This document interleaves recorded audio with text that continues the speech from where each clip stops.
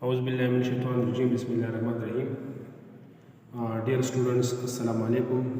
Our today topic is electrophilic substitution reaction of methyl benzene और methyl benzene को हम toluene भी कहते हैं। ठीक है, फॉर एग्जांपल अगर बेंजीन से एक हाइड्रोजन रिमूव करें और उसकी जगह हम क्या अटैच करें, मिथाइल ग्रुप, तो इसको क्या कहते हैं, टॉल्यूइन कहते हैं। ठीक है, या ये क्वेश्चन आप मीन इसी तरह भी याद करें कि वाई टॉल्यूइन इज आर्थोपेरा या मीन 2,4 पोजीशन डायरेक्टिंग। मीन ये आर्थोपेरा डायरेक्टिंग क्यों है, या 2,4 मीन आर्थो पोजीशन जो है मीन ये 2 पोजीशन को कहते हैं और पैरा पोजीशन जो है ये 4 नंबर पोजीशन को कहते हैं। ठीक है, अच्छा तो डियर स्टूडेंट्स ये बात ज़हन में रख ले कि methyl group attach to benzene ring, ठीक है, increase the electron density at ortho para positions या 2,4 पोजीशंस ड्यू टू, ये 2 रीज़न है। एक तो है due to positive inductive effect, ठीक है, पॉजिटिव इंडक्टिव इफेक्ट की वजह से, या एक और इफेक्ट भी है जिसे हम कहते हैं हाइपर कंजुगेशन, या हाइपर कंजुगेशन को हम नो बॉन्ड रेजोनेंस भी कहते हैं। अच्छा ये बात नोट करें कि due to this hyperconjugation, इस हाइपर कंजुगेशन की वजह से toluene has a dipole moment, ठीक है, मीन कार्बन और कार्बन हाइड्रोजन के दरमियान ये टॉल्यूइन बॉन्डेड है, मीन के दरमियान कार्बन और कार्बन हाइड्रोजन के दरमियान सब बॉन्ड इसी मीन दोनों की वजह से हैं। लेकिन फिर भी ये क्या है, मीन उसका डाइपोल मोमेंट है, वो कितना है, डाइपोल मोमेंट आप 0.37 डी बाई। अगर किसी मालिक्यूल का मीन डाइपोल मोमेंट है तो इससे मीन ये क्लियर हो गया कि मीन शो सम पोलरिटी, इसमें कुछ ना कुछ पोलरिटी ज़रूर है। ठीक है, और ये भी किसकी वजह से, हाइपर कंजुगेशन की वजह से, वो इंशाल्लाह मैं अभी आप लोगों के साथ वो शेयर करूँगा। अच्छा ये बात भी ज़हन में रख लें कि ऑल इलेक्ट्रॉन डोनेटिंग ग्रुप, तमाम इलेक्ट्रॉन डोनेटिंग ग्रुप जो है increase electron density at ortho para position and hence activate the ring for attacking of electrophile, hence they are called ring activator. सब इलेक्ट्रॉन डोनेटिंग ग्रुप जो है वो mean benzene पे क्या करते हैं, इलेक्ट्रॉन डेंसिटी को इंक्रीज करते हैं। ठीक है, और कौन सी पोजीशन पे, आर्थो और पैरा पोजीशन पे। अच्छा मीन हेलोजन जो है इससे एक्सेप्शनल केसेस है, halogen due to negative inductive effect. ठीक है, इधर रेजोनेंस इफेक्ट के बरक्स इंडक्टिव इफेक्ट जो है वो डोमिनेट करता है, नेगेटिव इंडक्टिव इफेक्ट। तो due to electronegativity of these halogen, ये बेंजीन रिंग से क्या करते हैं, इलेक्ट्रॉन विड्रा करते हैं। इलेक्ट्रॉन क्या करते हैं, विड्रा करते हैं। तो इलेक्ट्रॉन बेंजीन रिंग पे क्या होते हैं, डिफिशिएंसी होती है जब क्या अटैच हो, हेलोजन अटैच हो। ये वाहिद मीन ग्रुप्स है हेलोजन्स जो आर्थोपेरा डायरेक्टिंग है लेकिन रिंग डीएक्टिवेटर है। ये क्या है, रिंग डीएक्टिवेटर है, ये इंशाल्लाह बाद में डिस्कस करेंगे। ठीक है, अच्छा इसका जो रीज़न है या अच्छा तो इससे ये कंक्लूजन हम निकाल सकते हैं कि टॉल्यूइन जो है, that is why toluene is more reactive than benzene toward electrophilic addition, क्योंकि टॉल्यूइन में मिथाइल ग्रुप जो है वो इलेक्ट्रॉन क्या करते हैं, डोनेट करते हैं बेंजीन रिंग को। तो बेंजीन रिंग जो है वो इलेक्ट्रॉन रिच सेंटर बना देता है और इनकमिंग इलेक्ट्रोफाइल के लिए फिर अटैकिंग क्या होता है, इजीली अवेलेबल होता है। तो दैट इज़ व्हाई टॉल्यूइन जो है ये मोर रिएक्टिव है किससे, मीन बेंजीन से। इसके अलावा मीन इसके जो रीज़न है ये क्या है, रीज़न में नंबर 1 है चार्ज डिस्ट्रीब्यूशन, कि आर्थोपेरा पोजीशन पे ये इलेक्ट्रॉन डेंसिटी कैसे इंक्रीज होते हैं। तो मीन इसके जो 2 मीन हमने जो 2 मेन रीज़न थे जो पहले मैंने बता दिए, कि एक था ड्यू टू हाइपर कंजुगेशन, या हाइपर कंजुगेशन को हम नो बॉन्ड रेजोनेंस भी कहते हैं, और इसके अलावा दूसरा इफेक्ट जो है वो क्या है, वो इंडक्टिव इफेक्ट है। अच्छा ये मीन पहला क्या है, due to hyperconjugation effect. तो हाइपर कंजुगेशन इफेक्ट में हम उसको इसी तरह भी ले सकते हैं। अगर इसी तरह ना लें तो लेट सपोज आप इसी तरह करें कि ये मीन कार्बन का जो कार्बन जो बॉन्ड है ये हाइड्रोलिटिकली ब्रेक हो जाएगा किसकी तरफ, इसकी तरफ। ठीक है, तो ये हाइड्रोजन जो है ये डिटैच हो जाएगा in the form of H positive, और इधर इस कार्बन पे कौन सा चार्ज आ जाएगा, नेगेटिव चार्ज आ जाएगा। कौन सा चार्ज आ जाएगा, नेगेटिव चार्ज आ जाएगा। ठीक है, ये अब ना करें, ये बाद में इंशाल्लाह करेंगे। ठीक है, ये भी ना करें। तो जब ये नेगेटिव चार्ज आ जाएगा इस मीन इस कार्बन पे, तो ये नेगेटिव बॉन्ड जो है ये मीन शिफ्ट हो जाएगा किसकी तरफ, इसकी तरफ। ठीक है, जब ये शिफ्ट हो जाएगा इसकी तरफ तो इससे ये कौन सा बॉन्ड बन जाएगा, कार्बन डबल बॉन्ड, और ये कितने हाइड्रोजन है, 2 हाइड्रोजन अटैच है। ठीक है। अच्छा, तो इसी वजह से जैसे मैंने पहले बता दिया कि ड्यू टू हाइपर कंजुगेशन जो है ये इसकी कुछ पोलैरिटी भी है, किसकी वजह से, H पॉजिटिव और नेगेटिव की वजह से। ये किसकी वजह से, हाइपर कंजुगेशन की वजह से। इसके बाद फॉर एग्जांपल अगर ये डबल बॉन्ड हो गया तो ये जो मीन इलेक्ट्रॉन है फॉर एग्जांपल बेंजीन के, इसके इलेक्ट्रॉन शिफ्ट होंगे किसकी तरफ, मीन R2 की तरफ। ठीक है। तो R2 पोजीशन पे इलेक्ट्रॉन क्या होंगे, इंक्रीज होंगे। ठीक है। तो R2 पोजीशन पे कौन सा चार्ज आ जाएगा, नेगेटिव चार्ज आ जाएगा। ठीक है। लेट्स सपोज इसको अभी इस तरह करें, इधर कौन सा चार्ज आ गया, नेगेटिव। ये बॉन्ड जो है ये डबल बॉन्ड है CH2। ठीक है। जैसे मेन स्ट्रक्चर इस स्ट्रक्चर में है ऑलरेडी, और ये मीन ये इलेक्ट्रॉन डबल बॉन्ड और ये डबल बॉन्ड। ठीक है। अब मीन ये नेगेटिव चार्ज जो है ये रेजोनेट करेगा इस बेंजीन रिंग पे ताकि मैक्सिमम स्टेबिलिटी आ जाए। अब ये नेगेटिव चार्ज इलेक्ट्रॉन जो है ये शिफ्ट करे इधर, तो यहाँ डबल बॉन्ड प्रोड्यूस होगा। ठीक है। और कार्बन जो है ये 5 बॉन्ड से एक्सीड, मीन 4 बॉन्ड से एक्सीड नहीं करता है, तो इसी वजह से ये 5 इलेक्ट्रॉन जो है ये शिफ्ट होंगे किस पे, R2 पोजीशन पे। कौन सी पोजीशन पे, R2 पोजीशन पे। तो इधर R2 पोजीशन पे कौन सा चार्ज आ जाएगा, नेगेटिव। क्या, नेगेटिव। ठीक है। ये बॉन्ड किस में शिफ्ट हो गया, डबल बॉन्ड मीन बन गया। ये कौन सा बॉन्ड बन गया, डबल बन गया। इस तरह ये तो ऑलरेडी पहले डबल बॉन्ड था, और इधर क्या अटैच करें, CH2। ठीक है।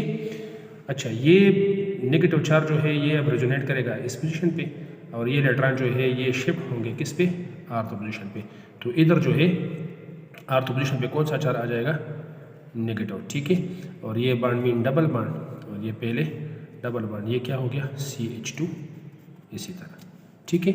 अब ये बॉन्ड जो है ये शिफ्ट होगा किस तरह, इधर मीन डबल बॉन्ड दोबारा बनाएगा, और ये इलेक्ट्रॉन जो है ये दोबारा शिफ्ट होंगे किधर, इसकी तरफ, और ये कौन सा चार्ज आ जाएगा, नेगेटिव चार्ज। और ये नेगेटिव चार्ज जो है ये दोबारा इस हाइड्रोजन को क्या करेगा, मीन अट्रैक्ट करेगा ये, तो वापस जो है ये कौन सा स्ट्रक्चर बन जाएगा, मीन टाइमीन बन जाएगा।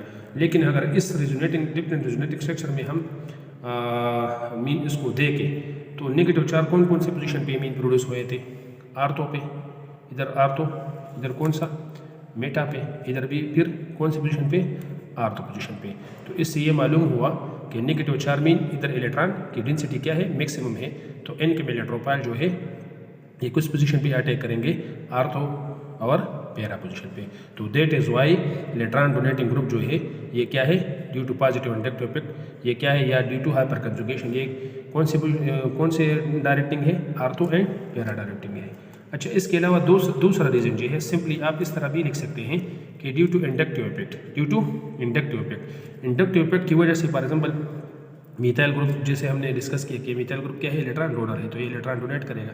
ठीक है। इलेक्ट्रॉन डोनेट करेगा तो ये इलेक्ट्रॉन किधर शिफ्ट होंगे, R2 पोजीशन पे। ठीक है। तो आप लोग इस तरह ये लिख सकते हैं। ठीक है, कि इलेक्ट्रॉन की कौन सी पोजीशन पे आ गए, R2 पे। ठीक है। और मीन इलेक्ट्रॉन जब R2 पोजीशन मीन ये नेगेटिव चार्ज बन गया। ठीक है। फिर आप लोग इसको इस तरह लिख लें। अब ये बॉन्ड जो है ये मीन नेगेटिव इलेक्ट्रॉन शिफ्ट होंगे इसकी तरफ। ठीक है। और ये मीन ये पाई इलेक्ट्रॉन जो है ये शिफ्ट होंगे पैरा पोजीशन पे। जब पैरा पोजीशन पे चले जाए तो इससे फॉर एग्जाम्पल ये स्ट्रक्चर बन जाएगा। ठीक है। मीन इधर कौन सा चार्ज आ गया, नेगेटिव चार्ज। ठीक है। और ये अभी फॉर एग्जाम्पल ये मीन इसी तरह आप लिख लें। ठीक है। अब ये नेगेटिव इलेक्ट्रॉन जो है ये शिफ्ट करे इधर पाई बन जाएगा। ठीक है। और ये इलेक्ट्रॉन जो है शिफ्ट होंगे कौन सी पोजीशन पे, R2 पोजीशन पे। तो इससे जो है नेगेटिव चार्ज कौन सी पोजीशन पे आप प्रोड्यूस हो जाएगा, R2 पोजीशन पे। कौन सा, इधर नेगेटिव चार्ज। ठीक है। इधर CH3। ठीक है। और इधर जो है फॉर एग्जाम्पल ये बॉन्ड में इधर पाई बॉन्ड और इधर पाई बॉन्ड, और इधर जो है इलेक्ट्रॉन फिर शिफ्ट होंगे किसकी तरफ, ये नेगेटिव चार्ज मीन इस पोजीशन पे। तो ये दोबारा क्या बनाएगा, टॉल्यूइन बनाएगा। क्या बनाएगा, टॉल्यूइन बनाएगा। तो इससे मीन ये नतीजा अहस हो गया दोबारा due to positive inductive effect की वजह से भी इलेक्ट्रॉन डेंसिटी जो है ये कौन से पोजीशन पे ज़्यादा हो गया, नेगेटिव चार्ज R2, पैरा और R2। तो इससे ये नतीजा अहस हो गया कि मिथाइल ग्रुप जो है टॉल्यूइन जो है ये क्या है, R2 एंड पैरा डायरेक्टिंग है। ठीक है। अच्छा, अब हम डिफरेंट रिएक्शन मीन ये डिस्कस करेंगे, ठीक है, जिस तरह मीन आप लोगों के सिलेबस में है कि reaction of toluene mean methyl benzene, ठीक है। तो ये बात ज़हन में रख लें कि all electrophile will attach at ortho para mean, अगर मीन ये आर्थोपेरा मीन जैसे हमने डिस्कस किया, इसी टॉल्यूइन की वजह से सबके तमाम के तमाम इलेक्ट्रोफाइल चाहे मीन अगर नाइट्रेशन में हो, सल्फोनेशन में हो, जिधर भी हो, तो ये कौन सी पोजीशन पे अटैच होंगे, आर्थोपेरा मतलब 2-4 पोजीशन पे, ठीक है। लेट सपोज हम पहले करते हैं क्या, नाइट्रेशन ऑफ टॉल्यूइन।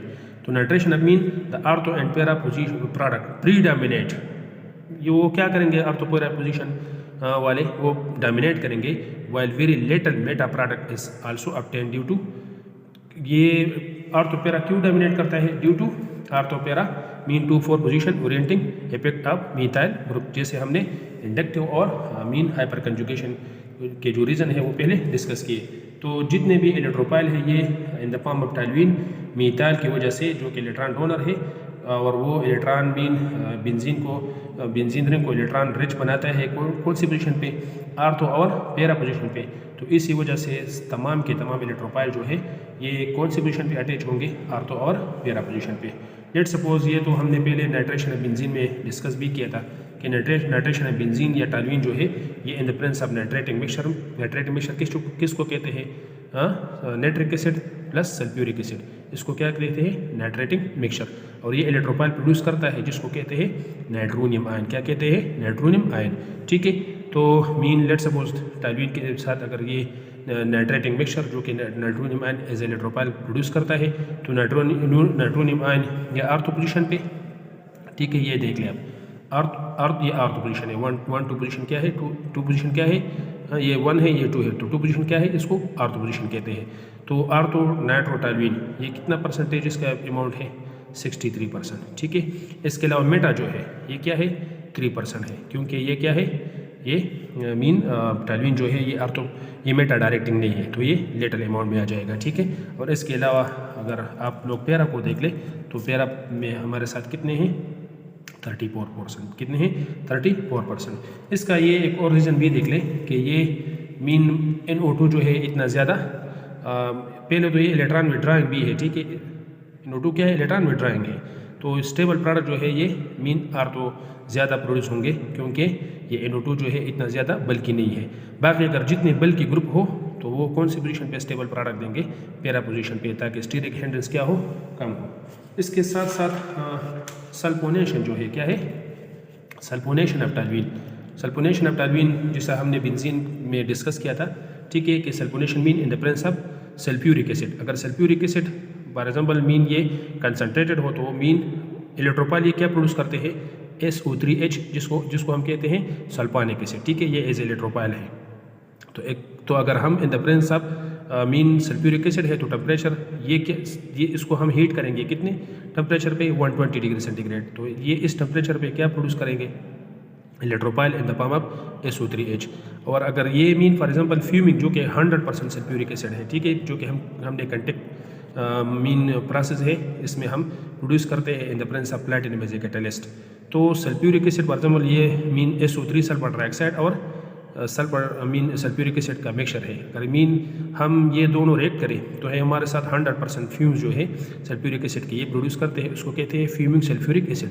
फिर इसके लिए इतना ज़्यादा टेम्परेचर की ज़रूरत नहीं है, क्योंकि ये क्या है, ये बहुत ज़्यादा स्ट्रांग है, 100% है, तो उसको टेम्परेचर क्या करना पड़ेगा, मीन इतने ज़्यादा हार्श कंडीशन की ज़रूरत नहीं है, 25 डिग्री सेंटीग्रेड।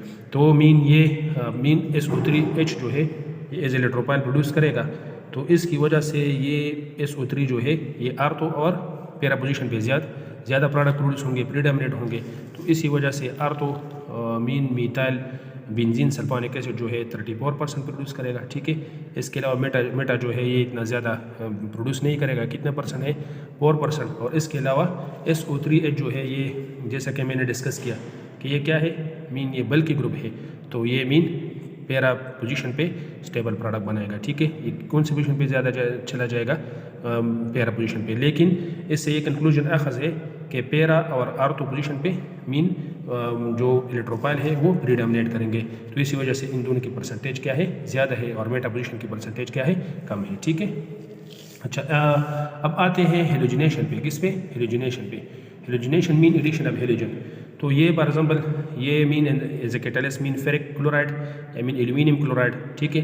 टेम्परेचर ये तो बेंजीन में था, लेकिन इधर चूँकि टॉल्यूइन ज़्यादा रिएक्टिव है तो इससे कम भी आप दे सकते हैं, ठीक है। तो ये मीन एक इलेक्ट्रोपाइल प्रोड्यूस करता है, हाँ, ये क्लोरोनियम आयन, ठीक है, एज इलेक्ट्रोपाइल। तो ये मीन ये क्लोरीन पॉजिटिव आयन जो है क्लोरोनियम आयन आर्थो पोजीशन पे अटैच होगा, कितना परसेंट, 43% प्रोडक्ट प्रोड्यूस करेगा। और इसके अलावा मेटा पोजीशन जो है ये मीन इतना ज़्यादा स्टेबल नहीं होगा, तो मेटा में सिर्फ कितना प्रोड्यूस करेगा, 2%। और मीन पैरा जो है ये 55%। फिर भी क्लोरो जो है बल्कि ग्रुप इसका साइज ज़्यादा है, तो पैरा पे कितना आ जाएगा, ज़्यादा परसेंटेज इसके आ जाएगा, ठीक है। जिस तरह मैंने ये येलो पे एक नोट लिखा हुआ है कि बल्कि electrophile attach at para position in order to decrease steric hindrance या स्टीरिक रिपल्शन। तो ये कौन से बल्कि ग्रुप कौन से पोजीशन पे चले जाते हैं, पैरा पोजीशन पे, ताकि स्टीरिक रिपल्शन या स्टीरिक हिंड्रेंस क्या हो, ये कम हो। मीन लास्ट ये दो रिएक्शन है, ये भी जहन में रख लें कि फ्रेडल-क्राफ्ट अल्काइलेशन, फ्रेडल-क्राफ्ट अल्काइलेशन जो है ये मीन कैटलिस्ट वही होंगे, लेविस एसिड, ठीक है, एल्यूमिनियम क्लोराइड और फेरिक क्लोराइड, ठीक है। और इन the presence of alkyl halide, alkyl halide इधर मैंने क्या लिया है, मीथाइल क्लोराइड, ठीक है। ये मीन इलेक्ट्रोपाइल प्रोड्यूस करता है, ठीक है, मीथाइल या मीन अल्काइल पॉजिटिव आयन, ये क्या है, इस इलेक्ट्रोपाइल है। तो ये मीन ये प्रोड्यूस करेगा। अच्छा, ये जो मीन अगर दो मीथाइल ग्रुप अटैच होते हैं उसको ज़ाइलिन कहते हैं, 3 अटैच होते हैं तो मेसिटाइलिन कहते हैं, 4 अटैच होते हैं तो फिर उसको ड्यूरिन कहते हैं। लेकिन इधर मीन सिर्फ 2 पोजीशन है, आर्थोपेरा है, तो इसको कहते हैं, हाँ, ये चला जाएगा किस पे, आर्थो पे। तो ये 1 2 या एडजेसेंट जो है इसको कहते हैं आर्थोज़ाइलिन। अगर 2 अटैच है तो ज़ाइलिन कहते हैं, ठीक है। तो ये कितना परसेंटेज है इसका, मीन 54%। ये मीथाइल जो है इतना ज़्यादा बल्कि नहीं है, तो ये मीन स्टेबल प्रोडक्ट कौन से पोजीशन पे है, आर्थो पोजीशन पे ज़्यादा प्रोड्यूस होते हैं, ठीक है। मेटा तो ऑलरेडी मीन वो क्लियर है कि ये मीथाइल जो है मीन मेटा डायरेक्टिंग नहीं है, तो इसकी परसेंटेज क्या होगी, कम होगी। और इसके अलावा मीन ज़ाइलिन जो है इसकी परसेंटेज, पैराज़ाइलिन जो है क्या है, पैराज़ाइलिन जो है इसकी परसेंटेज क्या है, 29%, ठीक है। इसके अलावा लास्ट रिएक्शन जो है Friedel Crafts acylation reaction. Acylation reaction mean कि हम ये एसिलियम आयन जो है, ठीक है, acylium ion CH3C double bond O, ठीक है, ये एज इलेक्ट्रोपाइल है, इसको एसीटल केटायन भी कहते हैं या एसिलियम आयन भी कहते हैं, ठीक है। तो ये the presence of Lewis acid, aluminium chloride या फेरिक क्लोराइड, तो ये एसिलियम आयन एज इलेक्ट्रोपाइल क्या करते हैं, प्रोड्यूस करते हैं। और ये सिर्फ स्टेबल प्रोडक्ट ए प्रोड्यूस करता है, क्योंकि एसिलियम आयन जो है ये एसाइल ग्रुप, ठीक है, ये इंतहाई ज़्यादा क्या है, बल्कि ग्रुप है।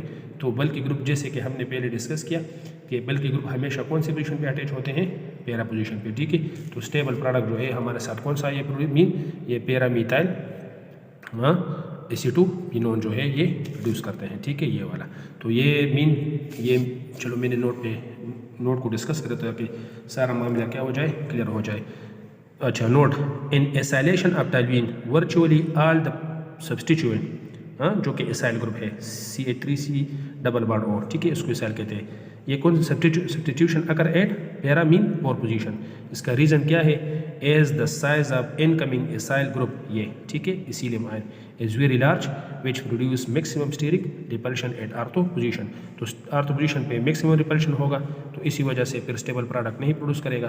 तो ये जो है स्टेबिलिटी की वजह से ये बिग साइज एसिलियम आयन या एसाइल आयन जो है ये कौन सी पोजीशन पे चला जाता है, पैरा पोजीशन पे, ठीक है।